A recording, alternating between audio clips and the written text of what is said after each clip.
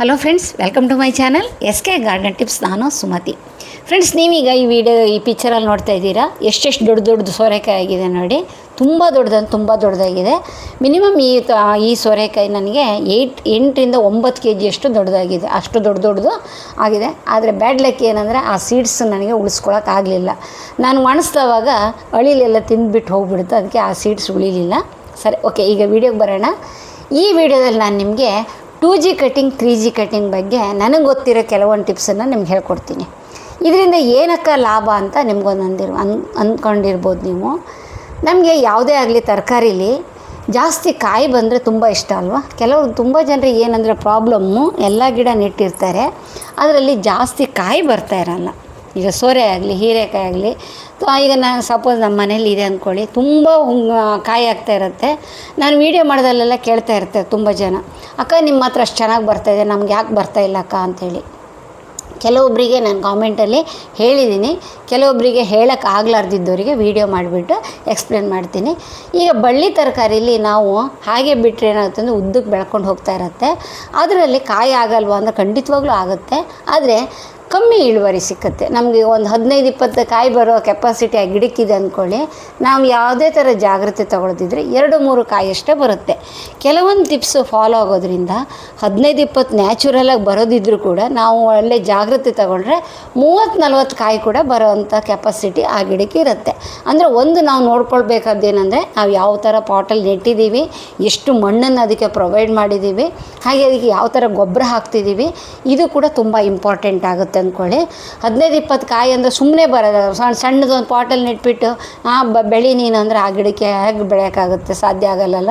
ಬಳ್ಳಿ ತರಕಾರಿಗೆ ಯಾವಾಗಲಾಗಲಿ first tip ಏನಂತ ಹೇಳಿದರೆ ಆದಷ್ಟು ದೊಡ್ಡದು ಕಂಟೈನರ್ ತೊಗೊಳ್ಬೇಕು. ಪಾಟ್ ಆಗಲಿ ಗ್ರೋ ಬ್ಯಾಗ್ ಆಗಲಿ ಯಾವುದೇ ಆಗಲಿ. ನೆಲದ ಮೇಲೆ ನೆಟ್ಟೋರಿಗೆ ಈ ಥರದ್ದು ಯಾವುದೇ ಥರ ಪ್ರಾಬ್ಲಮ್ ಇರೋಲ್ಲ. ಅದರ ಬೇರೆ ಹೋಗ್ತಾನೆ ಇರುತ್ತೆ, ಬೆಳೀತಾನೆ ಇರುತ್ತೆ.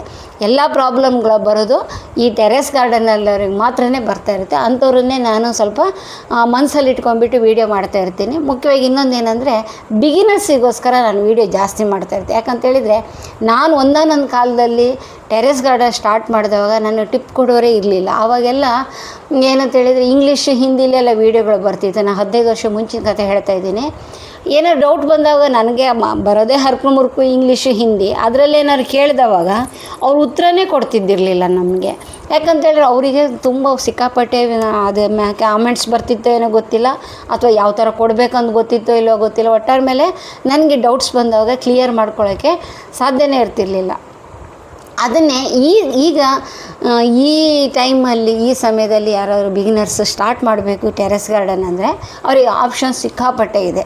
ಗೂಗಲಲ್ಲಿ ಕೇಳಿದರೂ ಕೂಡ ಗೂಗಲ್ ಕೂಡ ಹೇಳುತ್ತೆ. ಇಲ್ಲ ನಮ್ಮಂಥವ್ರ ವೀಡಿಯೋಗಳು ಸಾವಿರಾರು ವೀಡಿಯೋಗಳೆಲ್ಲ ಮಾಡಿ ಇಡ್ತಾ ಇದ್ದಾರೆ. ಅಂಥದ್ರಲ್ಲಿ ನೋಡಿದ್ರು ಕೂಡ ಅವ್ರ ಡೌಟ್ಸ್ ಎಲ್ಲ ಕ್ಲಿಯರ್ ಆಗುತ್ತೆ. ನನಗೆ ಗೊತ್ತಿದ್ದನ್ನು ಕೆಲವೊಂದು ಈಸಿಯಾಗಿ ಅವರಿಗೆ ಹೇಳಬೇಕು ಅನ್ನೋದು, ಬಿಗಿನರ್ಸಿಗೆ ಹೇಳಬೇಕು ಅನ್ನೋ ಒಂದು ತಲೆಯಲ್ಲಿ ಇಟ್ಕೊಂಡೆ ನಾನು ಈ ಚಾನಲ್ ಸ್ಟಾರ್ಟ್ ಮಾಡಿದವಳು. ತುಂಬ ಜನ ಕೇಳ್ತಾ ಇರ್ತಾರೆ, ಅಕ್ಕ ನೀವು ಸುಮ್ಮನೆ ಉದ್ದಕ್ಕೆ ಎಳಿತಾ ಇರ್ತೀರಾ, ಬೇಕಾದ್ದನ್ನು ಹೇಳ್ತಾನೆ ಇರಲ್ಲ, ಬರೀ ಸುತ್ತಿ ಹೊಡಿತಿರ್ತೀರಾ ಅಂತ ಕೇಳ್ತಿರ್ತಾರೆ. ಫ್ರೆಂಡ್ಸ್, ಅದು ನಾನು ಹೇಳಿದ್ನಲ್ಲ, ಬಿಗಿನರ್ಸಿಗೆ ಹೇಳಿದ್ದೇನೆ ಹೇಳಲೇಬೇಕಾಗುತ್ತೆ. ಈಗ LKG ಮಕ್ಕಳಿದ್ದಾರೆ ಅಂದ್ಕೊಳ್ಳಿ, ABCD ಅಂದ್ಬಿಟ್ರೆ ಅವ್ರು ಕಲ್ತ್ಕೊಳ್ಳೋಕ್ಕಾಗುತ್ತಾ? ಇಲ್ಲ, ದಿನಾಗಲೂ ಅವ್ರಿಗೆ ಹೇಳ್ತಾನೆ ಇರಬೇಕಾಗತ್ತಲ್ಲ. ಅದೇ ಥರನೇ ನಮ್ಮ ಬಿಗಿನರ್ಸ್ ಕೂಡ ಒಂಥರ ಮಕ್ಕಳಿದ್ದಂಗೆ ಈ ಗಾರ್ಡನ್ನಲ್ಲಿ. ಅವರಿಗೆಲ್ಲ ಅರ್ಥ ಆಗಲಿ ಅಂತ ನಾನು ಹೇಳ್ತಾ ಇರ್ತೀನಿ. ಓಕೆ, ಪೀಠಿಕೆನೇ ಜಾಸ್ತಿ ಆಯಿತು. ಈಗ ಬಳ್ಳಿ ತರಕಾರಿಯಲ್ಲಿ ನಮ್ಮ ಕಾಯಿ ಜಾಸ್ತಿ ಬರಬೇಕಂತಿದ್ರೆ ಒಂದು ಗಿಡ ಬೀಜ ನೆಟ್ಟು ಅದೊಂದು ಎಲೆಗಳೆಲ್ಲ ಸ್ಟಾರ್ಟಾಗಿ ಬಳ್ಳಿ ಹಬ್ಕೊಂಡು ಹೋಗ್ತಾ ಇರುತ್ತೆ. 12-13 ಎಲೆ ಬಂದವಾಗ ಅದನ್ನು ತುದಿನ ಕಟ್ ಮಾಡಿಬಿಡಬೇಕು. ತುದಿ ಕಟ್ ಮಾಡಿದ ತಕ್ಷಣ ಸೈಡಿಂದ ಬರೋ ಈ ಬ್ರ್ಯಾಂಚಸ್ಗಳು ಜಾಸ್ತಿ ಬರುತ್ತೆ. ಅಂದರೆ ಸೈಡ್ ಚಿಗುರು ಅಂತೀವಲ್ಲ, ಅದು ಜಾಸ್ತಿ ಬರುತ್ತೆ. ಇದರಿಂದ ಏನು ಬೆನಿಫಿಟ್ ಅಂದರೆ, ಈಗ ಒಂದು ಗಂಡು ಹೂವು ಬರ್ತಾ ಇರುತ್ತೆ, ಒಂದು ಹೆಣ್ಣು ಹೂವು ಬರ್ತಾ ಇರುತ್ತೆ. ಕೆಲವರಿಗೆ 2 ಹೂವು ಬಂದರೂ ಕೂಡ ಪಾಲಿನೇಷನ್ ಆಗ್ತಾ ಇರಲ್ಲ. ಅಂಥ ಪ್ರಾಬ್ಲಮ್ ಇದ್ದವರಿಗೆ ಈ 3G 2G ಕಟಿಂಗ್ ಎಲ್ಲ ಮಾಡೋದ್ರಿಂದ ಸೈಡ್ ಬ್ರ್ಯಾಂಚಸ್ ಜಾಸ್ತಿ ಆಗಿಬಿಟ್ಟು ಅದರಲ್ಲಿ ಗಂಡು ಹೂವು ಹೆಣ್ಣು ಹೂವು ಬರೋದು ಜಾಸ್ತಿಯಾಗಿ ನಮಗೆ ಇಳುವರಿ ಜಾಸ್ತಿ ಆಗುತ್ತೆ. ಒಂದೇ ಕಟಿಂಗು ಆದರೆ ಮಾತ್ರ 15-20 ಕಾಯಿ ಬರೋಕ್ಕೆ ಚಾನ್ಸಸ್ ಇರುತ್ತೆ. ನಾವು ಬೇಕಾದ್ರೆ ನೀವು ನೋಡಿ, ನಿಮ್ಮ ಮನೇಲಿರೋ ಬಳ್ಳಿನ ಸೈಡಿನ ಕಟ್ ಮಾಡಿ ಇವತ್ತು ಒಂದು ತುದಿ ಕಟ್ ಮಾಡಿ ಒಂದು 4 ದಿವಸಕ್ಕೆ ಸೈಡಿಂದೆಲ್ಲ ಬ್ರ್ಯಾಂಚಸ್ ಬರ್ತಾ ಇರುತ್ತೆ. ಅದರಲ್ಲಿ ನೋಡಿ ಬರೀ ಹೆಣ್ಣು ಹೂವೇ ಬರ್ತಾ ಇರುತ್ತೆ. ಮತ್ತು ಹೆಣ್ಣು ಹೂವೇ ಬರ್ತಾಯಿದ್ರೆ ಗಂಡು ಹೂವಿಗೆ ಏನು ಮಾಡೋದು ಅಂತ ಸಮಸ್ಯೆ ನಿಮಗೆ ಬರ್ತಿರ್ಬೋದು. ಈಗ ಒಂದು ಬಳ್ಳಿಲಿ ನಾವು 2G ಕಟಿಂಗ್ ಮಾಡಿದವಾಗ ಅದರಲ್ಲಿ ಒಂದು 4 ಚಿಗುರು ಬಂದು ತಿಂದ್ಕೊಳ್ಳಿ.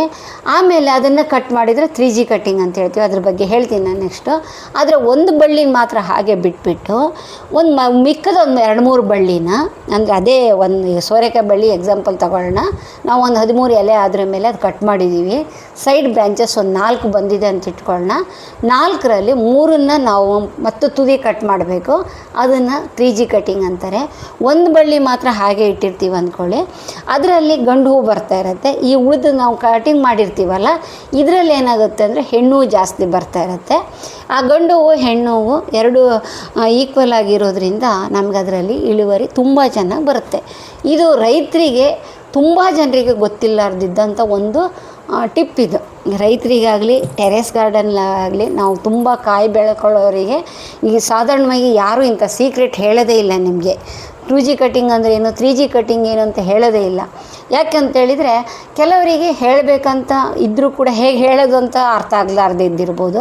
ಕೆಲವರಿಗೆ ಕೆಲವೊಂದು ತಮ್ಮ ಸೀಕ್ರೆಟನ್ನು ಬೇರೆಯವ್ರ ಹತ್ರ ಹಂಚ್ಕೊಳ್ಳೋಕ್ಕೆ ಇಷ್ಟಪಡೋದಿಲ್ಲ.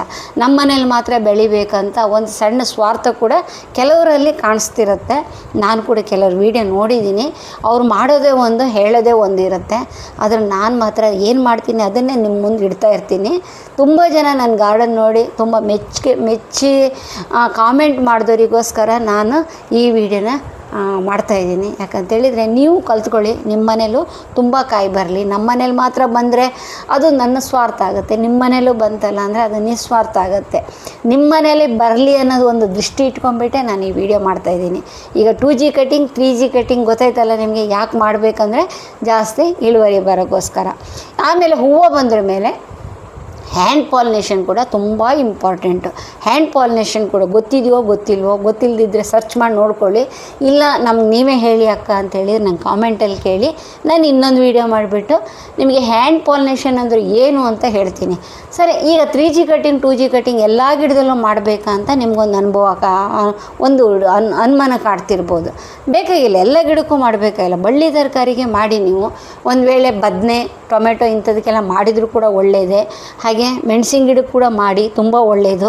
ಅಂದರೆ ಪಿಂಚಿಂಗ್ ಮಾಡ್ತಾ ಇದ್ದಷ್ಟು ಆ ಗಿಡ ಬುಷಿಯಾಗಿಬಿಟ್ಟು ನಮಗೆ ಜಾಸ್ತಿ ಕಾಯಿ ಬರ್ತಾ ಇರುತ್ತೆ. ಈಗ ಕೆಲವ್ರ ಮನೇಲಿ ನೀವು ನೋಡ್ತಿರ್ಬೋದು, ಅವ್ರ ಮನೇಲಿ ಬದನೆ ಗಿಡಗಳಲ್ಲಿ ತುಂಬ ಚೆನ್ನಾಗಿ ಕಾಯಿ ಬರ್ತಾ ಇರುತ್ತೆ. ನಮಗೆ ಯಾಕೆ ಬರ್ತಾ ಇರಲ್ಲ ಅಂತ ಅಂದ್ಕೊಂಡಿರ್ತೀರಲ್ಲ, ಈ ಥರ ಮಾಡಿ ನೋಡಿ ನೀವು. ನಿಮ್ಮ ಚಿಗುರಿರುತ್ತಲ್ಲ ಅದನ್ನ ಕಟ್ ಮಾಡಿಬಿಡಿ. ಅದರ ಹೂವು ಇದ್ದರೂ ಕೂಡ ಪರವಾಗಿಲ್ಲ, ಕಟ್ ಮಾಡೋದ್ರಿಂದ ಕೆಳಗಡೆ ಇರೋ ಎಲ್ಲ ಅದು ಸಣ್ಣ ಸಣ್ಣ ಚಿಗುರುಗಳು ಕೂಡ ಆ್ಯಕ್ಟಿವ್ ಆಗಿಬಿಟ್ಟು ತುಂಬ ಫಾಸ್ಟಾಗಿ ಬೆಳೆಯುತ್ತೆ. ಅದರಲ್ಲಿ ನಿಮಗೆ ಕಾಯಿ ಜಾಸ್ತಿ ಬರುತ್ತೆ. ಮೆಣಸಿನ ಗಿಡನೂ ಅಷ್ಟೇ. ಮೆಣಸಿನ ಗಿಡದಲ್ಲಿ ನಾರ್ಮಲ್ಲಾಗಿ ಸೈಡ್ ಕೊಂಬೆಗಳು ಬರ್ತಾ ಇರುತ್ತೆ. ಆದರೂ ಕೂಡ ನೀವು ಪಿಂಚಿಂಗ್ ಮಾಡಿ ಅದರಿಂದ ಬುಷಿ ಆಗುತ್ತೆ, ಜಾಸ್ತಿ ಮೆಣಸಿನ್ಕಾಯಿ ಬರುತ್ತೆ. ಟೊಮೆಟೊ ಕೂಡ ಅಷ್ಟೇ, ಅದೇ ಥರನೇ ಮಾಡಿ ತುಂಬ ಚೆನ್ನಾಗಿ ನಿಮಗೆ ಸಕ್ಸಸ್ ರೇಟ್ ಜಾಸ್ತಿ ಸಿಕ್ಕುತ್ತೆ. ಅಂದರೆ ಅದರಲ್ಲಿ ಇಳುವರಿ ಜಾಸ್ತಿ ಬರುತ್ತೆ. ಈಗ ಬೆಂಡೆಲಿ ಕೂಡ ನಾವು ಈ ಥರ 2G ಕಟಿಂಗ್ 3G ಕಟಿಂಗ್ ಮಾಡ್ಬೋದು. ಆದರೆ ಇಲ್ಲಿ ಒಂದು ಪ್ರಾಬ್ಲಮ್ ಏನಂತೇಳಿದರೆ, ಬೆಂಡೆ ಗಿಡದಲ್ಲಿ ನಾವು ಮೇಲ್ಗಡೆದು ಚಿಗುರು ಕಟ್ ಮಾಡಿದರೆ ಸೈಡ್ ಚಿಗುರೆಲ್ಲ ತುಂಬ ಚೆನ್ನಾಗೇ ಬರುತ್ತೆ. ಆದರೆ ಅದರಲ್ಲಿ ಬರೋ ಕಾಯಿ ಸೈಜ್ ಮಾತ್ರ ಸಣ್ಣಕ್ಕಿರುತ್ತೆ. ಯಾವುದರಲ್ಲಿ? ಬೆಂಡೆಲಿ. ಈ ಬೆಂಡೆಲಿ ನಾವು ಮಾಡಿದರೆ ಸೈಡ್ ಕೊಂಬೆಗಳೆಲ್ಲ ಬರುತ್ತೆ. ಅದರಲ್ಲಿ ಕೂಡ ನಾರ್ಮಲಾಗಿ ನಾವು ಅದನ್ನು ಕೂಡ ಬುಷಿಯಾಗೆ ತಯಾರು ಮಾಡ್ಕೊಳ್ಬೋದು. ಆದರೆ ಸಣ್ಣ ಕಾಯಿ ಬರುತ್ತೆ. ಅದಕ್ಕೆ ಮಾಡೋ ಅಗತ್ಯ ಇಲ್ಲ.